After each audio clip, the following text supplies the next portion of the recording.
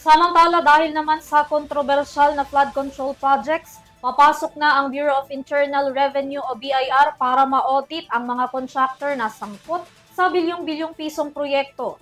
Sa sandaling mapatunayan na pineke ng mga contractor ang kanilang tax, maharap sila sa patong-patong na reklamo. Narito ang aking report.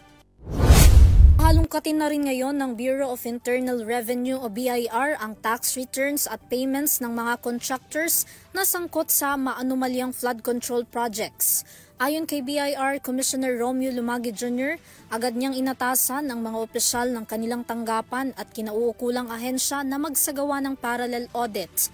Sandaling mapatunayan na kulang ang buwis na kanilang ibinayad sa aktwal na halagang dapat nilang binayaran o kaya naman sinadya nilang hindi magbayad ng buwis, kabilang na dito ang paggamit ng pekeng resibo, hindi pagdeklara ng kanilang kinikita, hindi rehistradong mga negosyo o hindi pag-file ng income tax returns, hindi sila bibigyan ng updated tax clearance at isususpinde ng BIR ang kanilang final settlement ng kanilang kontrata.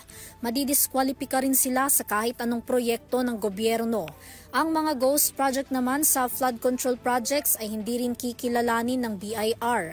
Nangangahulugan na lahat ng idineklara ng kumpanya na gastos ng proyekto ay hindi valid dahil guni-guni lang ito at hindi talaga naipatayo.